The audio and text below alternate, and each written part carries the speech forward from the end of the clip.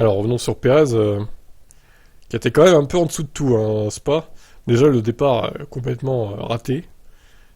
Il s'est lancé deuxième, au final le mec, il était cinquième au premier virage, quoi.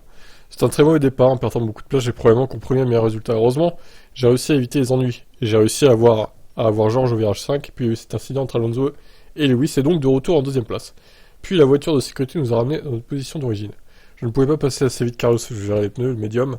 C'était probablement un peu plus dur que prévu sur le rythme initial. C'est quand même un beau résultat d'équipe, même si j'avais pu partir devant Carlos, ça aurait été une toute autre histoire.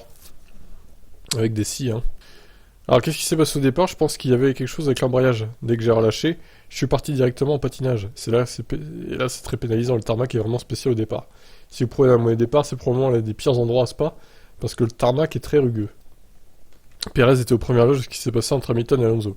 Je vous avoue que j'étais concentré sur Georges, et une fois que je suis passé, j'ai vu Lewis dans les airs. Je me suis concentré pour ne pas me faire percuter par Fernando qui revenait en piste. Alors pour être honnête, je n'ai pas vu ce gros décalage. Et RB18 était-elle au-dessus de ses rivaux? Oui, nous avions la voiture qui était certainement la plus rapide, et surtout Max était très impressionnant tout le week-end, surtout après la course. Il était juste à un autre niveau. Je ne sais pas du coup si j'aurais pu même gagner sans ce départ, il revenait si fort. Bien sûr que non, t'aurais pas pu gagner. Il t'a collé 20 secondes hein, quand même, hein, en partant loin derrière. Bon après il y a eu la safety car qui a gommé les écarts, j'avoue, mais bon, quand même quoi. Tout ça c'est super, un doublé facile, mais je pense que c'est très spécifique à cette piste, je pense que lorsque nous serons à Zandvoort, Ferrari et Mercedes sera de nouveau là. Moi j'en suis pas si sûr moi. J'espère que ce sera plus serré, mais je suis pas sûr de ça. Allez, je vous laisse commenter, ciao.